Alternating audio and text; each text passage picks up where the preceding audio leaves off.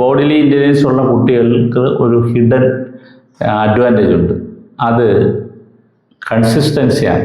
അതിലൂടെ സ്റ്റാമിന ഉണ്ടാവും. Practice based ആയിരിക്കും അവരുടെ എല്ലാ പ്രവർത്തനങ്ങളും. അതിലൂടെ ഡിസിപ്ലിൻ ബിൽഡ് ചെയ്യും, പേഷ്യൻസ് ഡെവലപ്പ് ചെയ്യും, അതുപോലെ തന്നെ ലോങ് ടൈം ഫോക്കസ് ഇത്തരം കുട്ടികളിൽ ഉണ്ടാകും. അപ്പോൾ ഇതൊരു ഗോൾ അച്ചീവ്മെൻറ്റിൻ്റെ സീക്രട്ട് കൂടി ആണ്.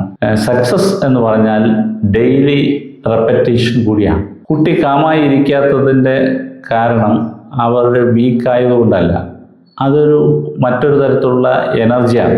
നമ്മൾ ചെയ്യേണ്ടത് ഇത്തരം ചലനാത്മകമായി നിൽക്കുന്ന കുട്ടികളുടെ പ്രവർത്തനങ്ങളെ നിരുത്സാഹപ്പെടുത്താതെ അതിനാവശ്യമായ ഡയറക്ഷൻ നൽകലാണ് നമ്മൾ ചെയ്യേണ്ടത്. ബോഡിലി കൈനസ്തെറ്റിക് എനർജി ഉള്ള കുട്ടികളെ ഒരു കാരണവശാലും അവരുടെ മൂവ്മെൻറ്റുകളെ തടസ്സപ്പെടുത്തരുത്. അത് പ്രത്യേകം നാം ശ്രദ്ധിക്കേണ്ടുന്ന കാര്യമാണ്.